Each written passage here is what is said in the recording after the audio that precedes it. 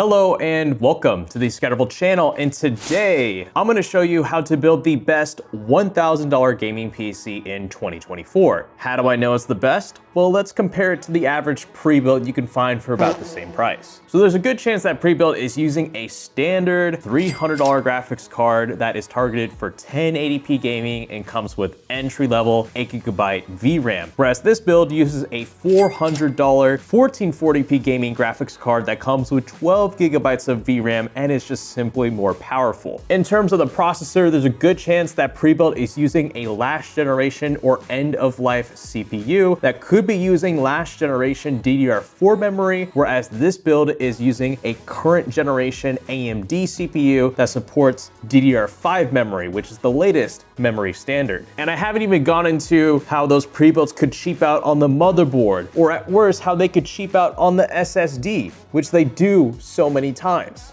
So you absolutely want to build a PC in 2024 if you want to get the most bang for your buck, which I'll show you how to do step by step, putting this together, the parts going inside of it, how to install Windows, graphics card drivers, its 1440p gaming performance. Oh, yeah, there we go. And then wrapping up with my final thoughts on this build. And to tie things up in a neat little bow, I have this entire parts list for you in a neat pcbuilds.gg link, which you can find in the description below. And it has a full overview of all the parts I used in this PC across different retailers, so you can find them at the lowest prices possible if you want to save the most money you can on building this $1,000 PC. So with all that said, here's a quick word from our sponsor. If you've got that annoying activate Windows watermark in the bottom right of your screen, then it's time to activate Windows, which can be done through today's sponsor, mycdks.com. MyCDKS.com is an online storefront full of discounted games and software like Windows 11 Pro, which, using my discount code SV30, can get you it for as low as $19.60. And guess what? This exact Windows key that you saw me purchase is the exact same one I'm gonna go ahead and use later on in this PC build guide to activate Windows on this exact gaming PC. So that's how you know it works. So what are you waiting for? Get discounted games and software through mycdks.com, which can be found at the top of the description below. Okay, so before we get started in this build video, I'd like to politely ask that you give it a like, because the more likes my PC build guides get, the better they perform in the algorithm, meaning I can fund my future PC builds and make more of these videos for you guys, which you seem to really enjoy. So all I'm asking for is just one like. That's all it needs. That way I can produce more PC build guides and hopefully make more fun and informative content. So in order to build this $1,000 PC, you're gonna need a banana, pair of scissors, and an 8GB or bigger USB flash drive to store your Windows bootable media device on, which I have a full video tutorial linked in the description showing you how to create one of these for free for when we finally get to install Windows on this PC. All right, so for the processor, we are going with none other than the Ryzen 5 7500F, and this is the best budget gaming CPU there is, period. There's no other processor under $200 that beats this in terms of FPS per dollar, and it gets sweeter because we're using it with a B650 motherboard here from MSI. You don't need this exact motherboard in order to make this PC build work. Just make sure that it has ATX and not micro ATX, so it fits the size of the case. But with this motherboard, you can upgrade to a future 8000, 9000, or 10,000 series CPU from AMD, so you can stay future-proof with your system if you wanted a faster CPU for better gaming performance in the future, which is something you unfortunately can't really do if you go with an Intel CPU right now or a last generation AMD CPU. Anyways, go ahead and unbox your motherboard, and here it is. And if we check inside the box, we're given a few things we will need, those being an I/O shield and these Wi-Fi antennas. Also, quick little notes, there's a quick installation guide manual here if you want to pull up the motherboard manual as you're building this PC, just as, you know, for a nice little reference, which I definitely recommend you do. Or, you know, you could just continue watching this video because I tell you everything you need to do. Oh, and by the way, that QR code to download it can be found here on the back of the motherboard box. So to install the CPU, it's really easy. Locate the triangle on the top left of the CPU and line it up with the triangle on the top left of the socket. That's gonna help you with the orientation of the CPU so it's placed in here correctly. Go ahead and move this latch up, bring up the socket, then go ahead and gently drop in your processor into here where all the pins are. Give it a little jiggle. That means it's in there. Then bring this back down, press down the lever, hook this under, and well, bam, you're done. So as you'll notice, there isn't a stock CPU cooler that comes with the 7500F because in order to get this for the lowest price possible, it doesn't come with a stock CPU cooler from AliExpress, which is nothing to freak out about because you can use any aftermarket CPU cooler you want in this build. It can be a standard $30 Air CPU cooler. It could be a more performance oriented one. You could go with an entry level all-in-one water cooling system, or if you want to go balls out, which the only reason why I'm doing this is because this thing's been sitting in my office for like 6 months and I gotta use it. I'm using this 360mm AIO from Enermax. It's so overkill for this build, but it's just to show that if you wanted to throw in the highest end of AIOs there is, you can do that with this $1,000 build and not be compromised. So in order to take care of this, I'm gonna go ahead and grab my other banana here, and I'm gonna unscrew these two black plastic pieces right on the sides of the CPU. And what we're doing here is while the motherboard is out of the PC case, we're gonna go ahead and install the mounting for this all-in-one water cooler, or if you have an air cooler, it'd be nice to go ahead and install the bracket for your CPU cooler just to take care of it, because it's easier to do this out of the box than while it's inside the case. All right, with our CPU installed and these little 4 things here for our all-in-one water cooler, now let's go ahead and install the RAM and SSD, which I've chosen this crucial kit of DDR5 memory. Now, you don't have to choose this exact kit of memory. It can be one from like ADATA, Team Group, Corsair, Kingston, or literally any RAM manufacturer. You don't need this exact kit to make this PC work, but what does matter are the speeds. Now, admittedly, for this kit of RAM, they're not the best because this runs at a speed of 6,000 megahertz, which is good, but its cast latency is a little high because it has a cast latency of 38. And ideally, if you want the fastest RAM for a gaming PC, you want the highest speeds with the lowest cast latency. And right now, technically the best kit of RAM for the money is gonna be any 6,000 megahertz cast latency 30 kit of RAM you can get for about $100. So why am I going with this RAM? It's because like I sent it for free and I want to save money. Still though, this is gonna be all right. It's gonna fit aesthetically with the build, but I'll have a faster kit of RAM linked in the PCBuilds.gg link in the description below. But a PC part I definitely recommend you get this exact version of is the SSD I've chosen, which is this KingSpec XG7000 1TB M.2 SSD. This is the best budget SSD on the market for a lot of reasons. One, it comes with a DRAM controller, which a lot of those pre-builds I was talking about earlier definitely choose cheaper SSDs that are DRAM-less, which is bad. You want an SSD that comes with a DRAM controller. Secondly, this is PCI Gen 4.0. Its read and write speeds are up to 7,000 megabytes per second, which if I'm being honest, you won't even notice while gaming. It's only noticeable if like you do video editing at most. And lastly, the price, because the price of SSDs have been going up, and this is staying at about $76, which is really good for a 1TB PCI Gen 4.0 SSD with DRAM. So now let's go ahead and install both of these onto the motherboard. All right, so to install the memory into this motherboard, we're gonna wanna put them in slots A2 and B2 on the motherboard. So these 2 slots here that are separated by 1 that are farthest from the CPU socket. And even here on the motherboard itself, you can see the names of the individual slots so you don't get messed up. If you are ever installing 2 kits of RAM or 2 sticks of RAM into a PC, it's always gonna be this layout. So this will only go in a certain way because the inserts here on the RAM are different sizes. If you try to put it in and it doesn't work, just try the other way. But what matters is that you press this in all the way. Give it a firm press, and we'll do that for the other stick of RAM. Give it a firm press, make sure you hear some clicks. There we go. These have to be clicked in all the way, otherwise you're gonna get issues. Then to install our SSD, we're gonna put it right here. So grab your banana, this one, and go ahead and unscrew these 2 screws right here. Here's a little plastic shield we got to take off, so that way there's contact between this heatsink and your M.2 SSD. So take your M.2 SSD. So you can see there's a little notch here on the connector that's going to line up with this correctly. So it's going to go just like that. And again, this is super simple. Just put this back down, line it up. And I've noticed these are 2 different screws, so make sure you remember which screw went where. Shouldn't be hard to figure out. One of them is gonna work, the other one won't. There we go, screw that all the way in, and there you have it.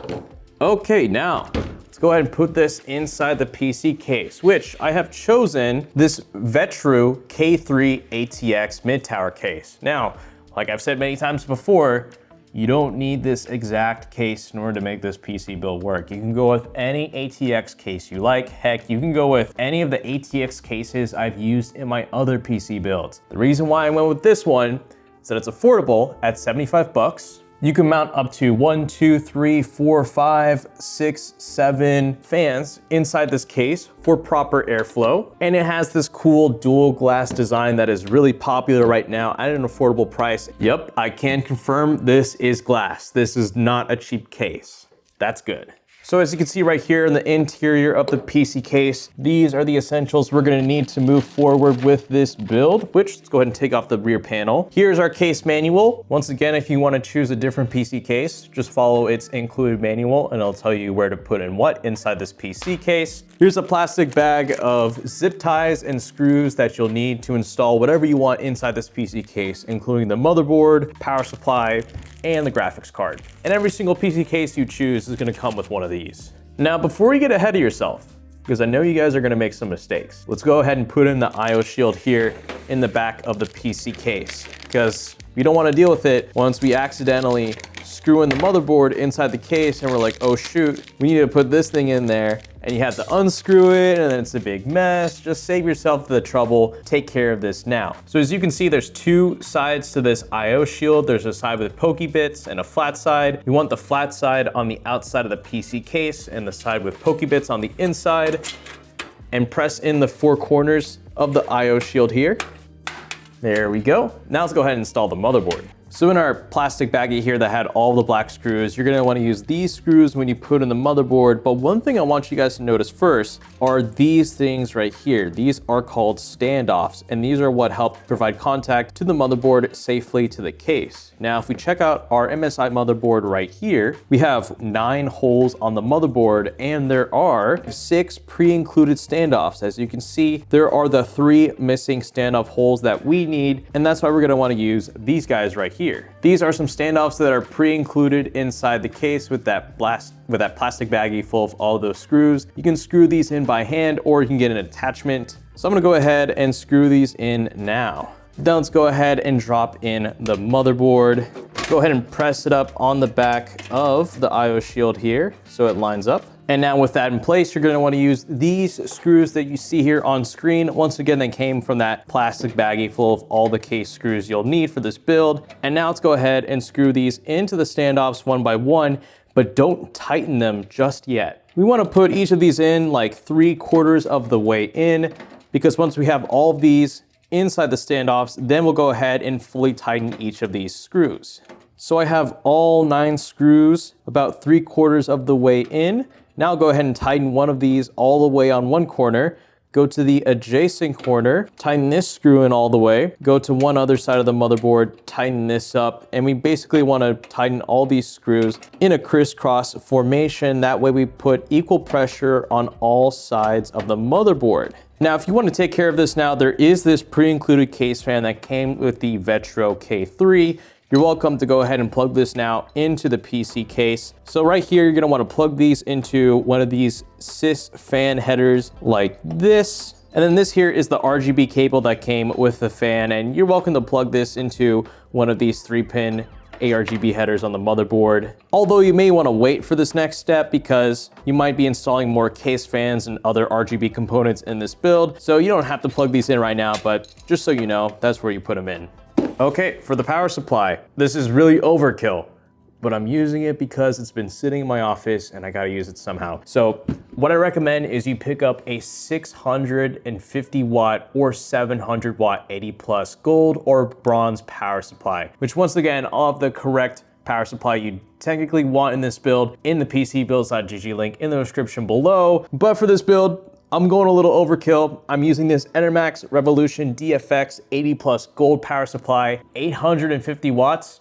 Is a safe wattage for this PC if you want to, say, throw in a faster graphics card in the next 2 years that's going to consume more wattage, because realistically this build is going to use no more than 650 watts of power. But really that's about it though. So go ahead and open up the box to your power supply, and there's a few things we'll need. This here is a power cable that's going to go from the back of the power supply when it's in the PC case into a wall outlet, so definitely have this when we're ready to turn on the PC for the first time. And then since this power supply is fully modular, all of the cables are inside of some sort of bag here. Yeah, I'm just gonna rip it open.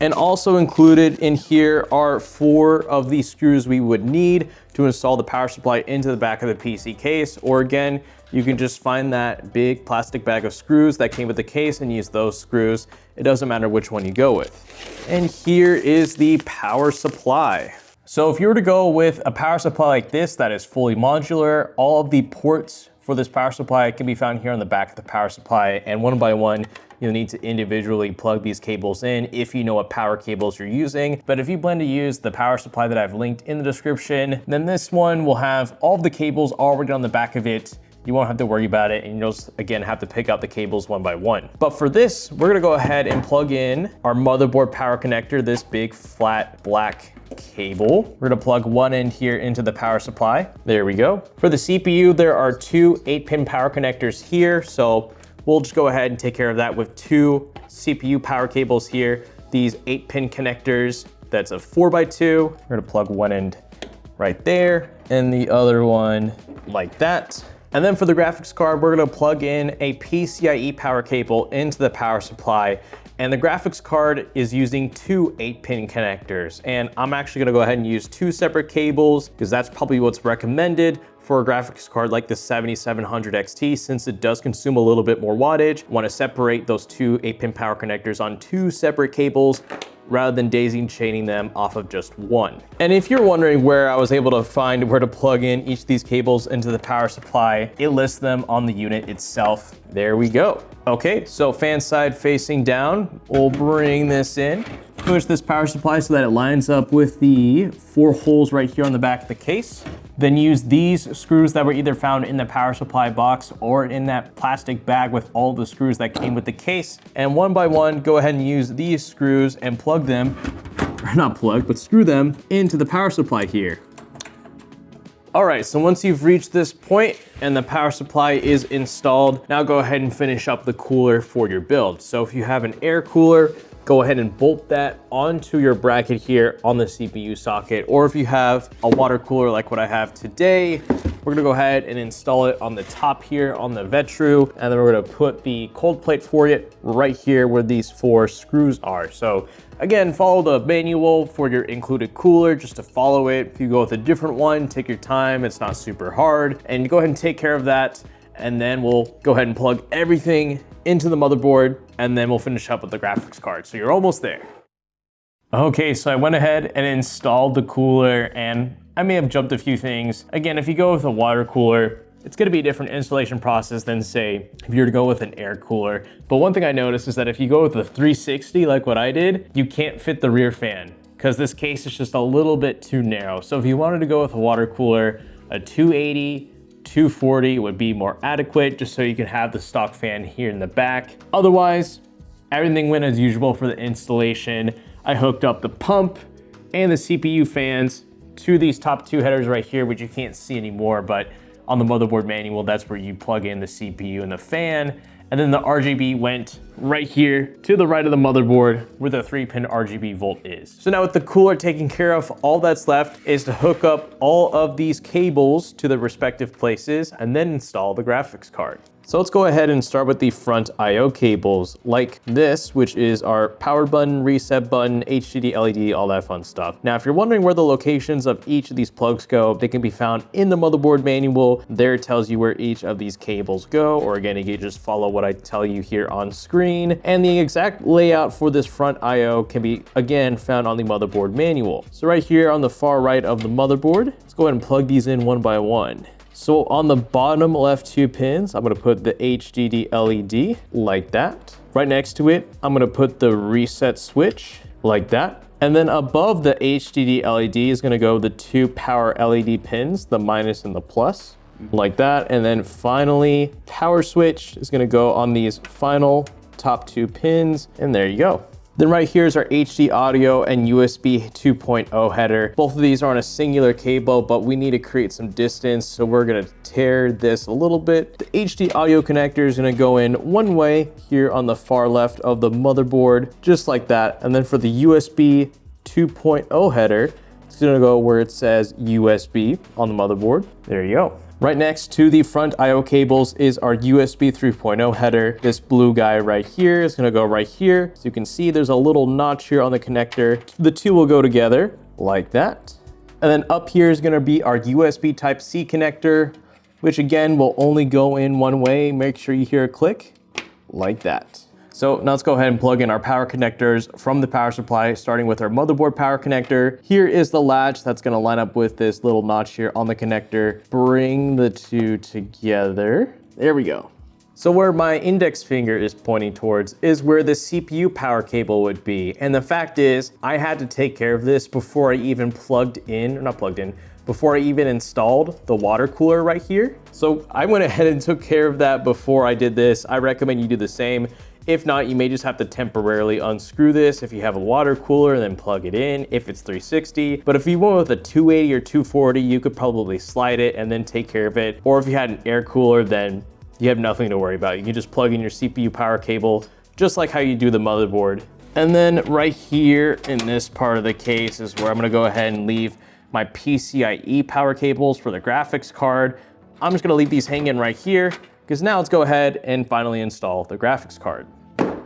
And here is the graphics card I talked about at the very start of the build. We have the Radeon RX 7700 XT. When this graphics card launched, it launched at the wrong price of $450. And about 6 months onwards, it's now 400 bucks. And because of that new lower price, this is much more appealing for a 1440p gaming graphics card. I think many of you have heard talk about the 6700 XT and how good that graphics card was, and this is going to soon be a worthy successor. So this graphics card right here can not only do 1440p gaming, but it can also stream to Twitch, YouTube, whatever platform you want, because not only does it come with its own H.264 codec, like with AMD Relive, but it also comes with the AV1 codec, which is the next generation codec that currently YouTube supports for live streaming, and Twitch will soon follow. Anyways, you don't need this exact Sapphire Edition graphics card that I have here. This is just the entry-level Pulse. You can get an XFX, Gigabyte, whatever other graphics card you want. Reason why I went with this one is that color scheme-wise,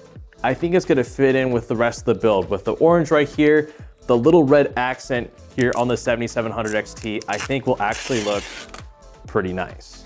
Okay, so to install the 7700 XT into this PC, first we wanna go ahead and unscrew this PCI bracket here. That's gonna open up access to our PCI slots, and let's go ahead and eyeball where this graphics card is gonna go. It's gonna go about right there, meaning we wanna remove these two slots right here, because these are the slots that the graphics card is gonna occupy. Okay, and once again, make sure that there's no PCI cover here on your PCI slot, so you can insert this into the motherboard, which is gonna be super straightforward. We're gonna wanna insert it into the topmost PCI slot. So let's go ahead and throw this in. Okay, it's kinda going in. Once you think it's gonna go in all the way, give it a firm press. There you go. And if you remember the screws that we used for our power supply, those are the same screws that we want to use for screwing in the graphics card into the case, which once again, I found these in the plastic baggie that came with this case with all the rest of the screws. Then go ahead and put back on the PCI latch. And finally, let's go ahead and plug in the remaining PCIe power cable. So one of these is gonna go into here. Again, you have the latch, there's a little notch, line the two up, should go in one way. That's for one of the cables. And then for the other, press it in all the way, make sure you hear a click. There we go. And now let's go ahead and turn on this PC. All right, so go ahead and install Windows, but first we gotta boot up the PC to do that. So here is what you're gonna wanna do first. Get your monitor ready. Don't forget to provide the power cable to your monitor. I know this seems really simple, but a lot of people overlook this. And then you're either gonna wanna plug in a display port or an HDMI cable. It doesn't matter. But what does matter is that you plug one end into the monitor and you plug the other end into where the graphics card is, not where the motherboard is. So the cable, see here's the connector, it's gonna be down here where the graphics card is, not where the motherboard is. I wanna re-emphasize that, or else you're not gonna get a signal. Then of course, don't forget to plug in your USB cables for either your mouse or keyboard. Actually, you want both. And then finally, if you go back into your power supply box, you should find your power supply cable, because now you're going to go ahead and plug in this end into the back of the power supply, and then finally flick the switch from the 0 to the 1. And with all of that taken care of, now go ahead and prep your Windows bootable media device on any 8GB or bigger USB flash drive. I have a full tutorial showing you how to create one of these linked in the description below. Go ahead and plug this in into one of the USB 3.0 ports here on the back of the PC. Press the power button, and now we wait.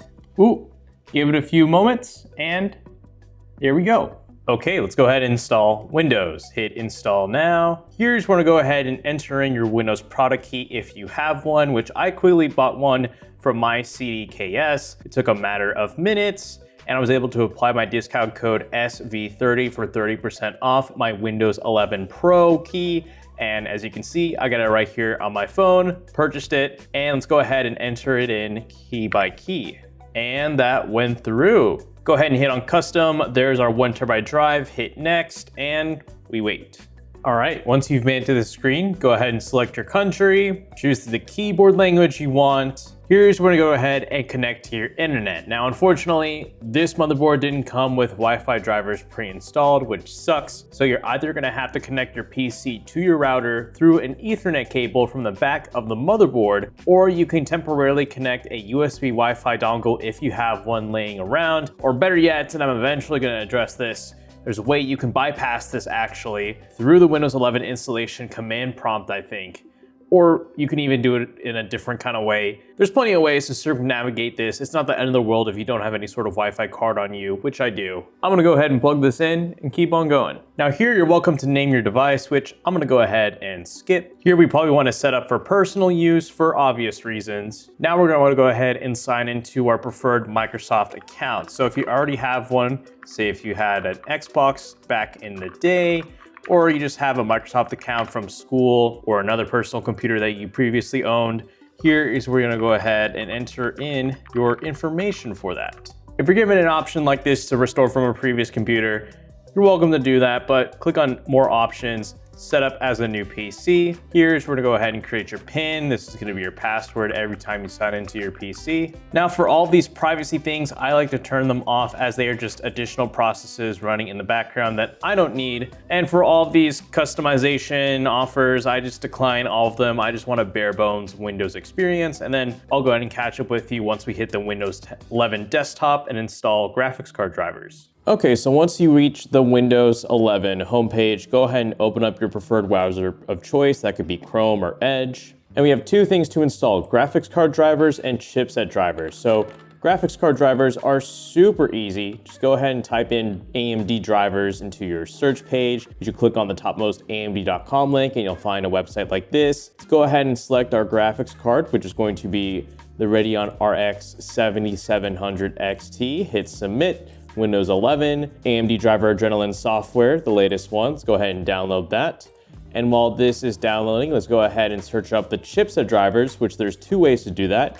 You can just type in AMD chipset drivers, click here on AMD drivers and support.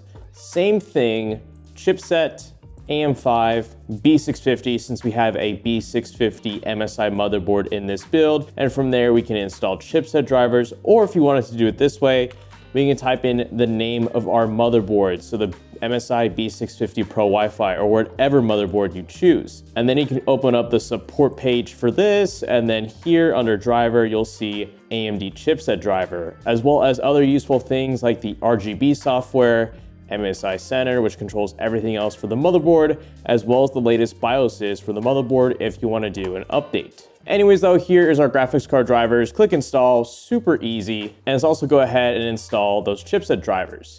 Once again, this is super straightforward. You just hit install, let this run, and eventually we're gonna have the option to restart our PC once our graphics card and chipset drivers are installed. It's fine if the screen goes black. There you go, this is nearing completion. Okay, so we'll go ahead and just hit finish. We'll eventually need to restart our PC, but that'll happen once you finish installing these chipset drivers. Okay, so our chipset driver is successfully installed. Let's go ahead and restart, and we'll enter the BIOS by by pressing the delete key once the brand of the motherboard pops up. So you just gotta be patient.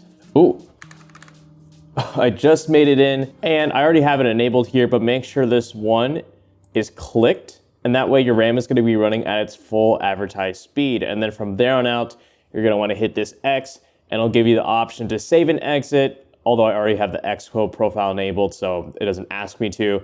But hit yes, let this install one more time, or not install, restart, and then you can get to gaming. Okay, so to kick things off, I'm doing Fortnite traditionally, which I absolutely hate. Yeah, let me go and show you the graphics settings real quick. We are running at 1440p, and I literally just click auto set, and this is what it shows. DirectX 12, epic, recommended, epic. No ray tracing though. I don't really think you need that for Fortnite because we want frame rate, which speaking of is on the top left. Let's see where we go. I mean, is this good? Are we cool with almost like 100 FPS at 1440p? Actually, wait, once we get on the ground, I think we'll get closer to 100.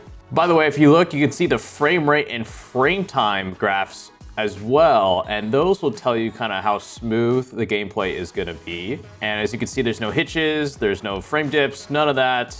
You're looking pretty good on this PC as far as that goes, because Fortnite is pretty well optimized for AMD cards like the 7700 XT. We're no longer in 2020.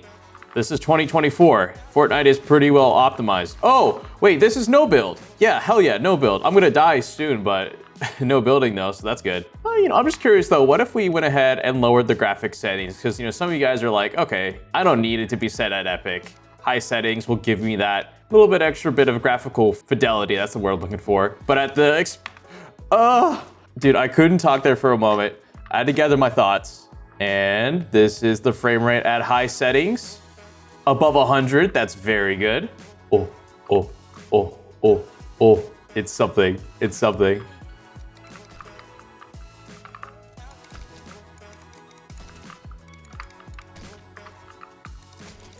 Is this even a what? How's that guy soaking up bullets? How the hell? What the hell? What? I shot him so much. I loaded so many bullets into that dude and he did not go down. That's why this game is just terrible. It's terrible, man. Ugh. Let's play a better game. Now my mood is so much better. We're playing a first-person shooter that is legitimate. I know Fortnite is third person, but it's not even a first-person shooter. It just sucks. Oh, this game.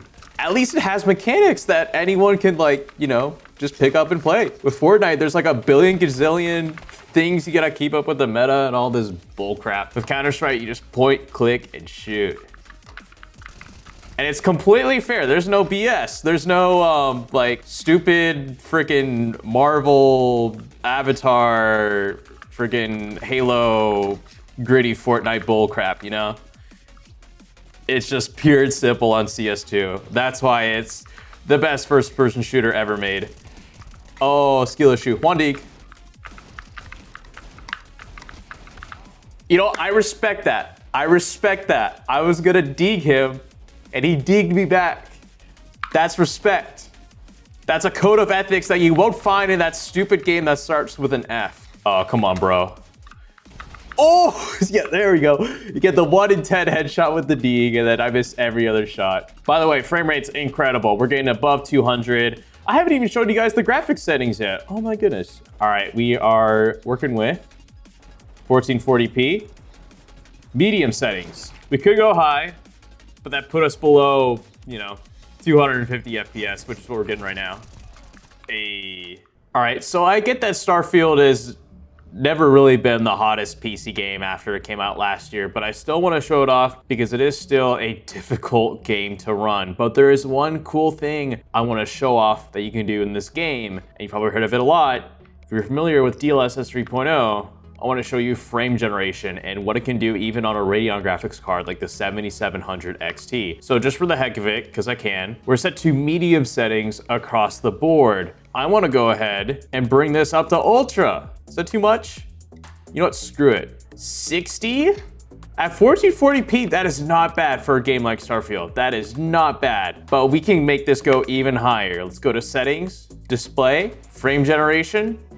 Turn that on. Let's see, everything else is cool. Yeah, so we were just at about 60 and now we're at about 115. And this is frame generation, I think from AMD running on the 7700 XT. That is a pretty substantial jump in FPS. I think it's gotten way better since it first launched back in September of last year. I don't see too much that looks concerning really. You know, I still want to play this game, honestly. I dig the aesthetic. I really do. This game is running great now. It's running good, man. This $1,000 computer, the CPU and GPU combo in this, pretty damn good. Oh, you know what? Hold up. I think I'm seeing some frame generation goofy stuff. I think if I really move the mouse, I can see a little bit of hazing caused from the frame generation, but I've seen similar in DLSS 3.0. Can I land on the planet? I don't want to have to friggin' fly. I'm gonna see what the frame rate is, and then we'll call it, and we'll do one final game. I will say, this game is a good test of the SSD. Because of how many loading screens there are in Starfield, you want a fast SSD. So the King Spec XG7000 in here is doing wonders. Game looks great, frame rate's good. I'm not gonna get into this firefight, but I'm gonna go ahead and save this for later. Let's close out the benchmarks with one more game. All right, I want to wrap things up with Cyberpunk 2077 to show you guys how this $1,000 PC, despite having a Radeon graphics card, can indeed do ray tracing. So once we hop in, I'll show you guys the graphics settings. We are currently running at 1440p with ray tracing medium. And of course we have FSR 2.1 to help things out. So those are different ray tracing modes that are going to be enabled. Path tracing is definitely something above this PC's caliber. You need like a $2,000 PC to do that. But there's the frame rate on the top left. Let me go ahead and hop on.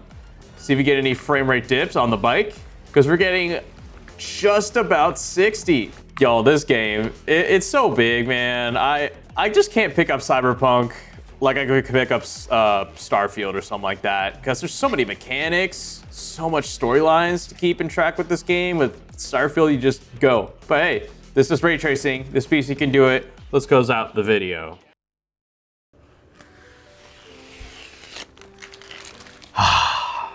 Okay, I absolutely recommend you build this $1,000 build. It is pretty good.